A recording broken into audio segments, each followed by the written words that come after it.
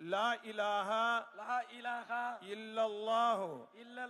முஹம்மதுர் ரசூலுல்லாஹி அல்லாஹும்ம ஸல்லி அலா முஹம்மதின் வ அலா ஆலி முஹம்மதின் வ பாரிக் வ சல்லிம் அலைஹி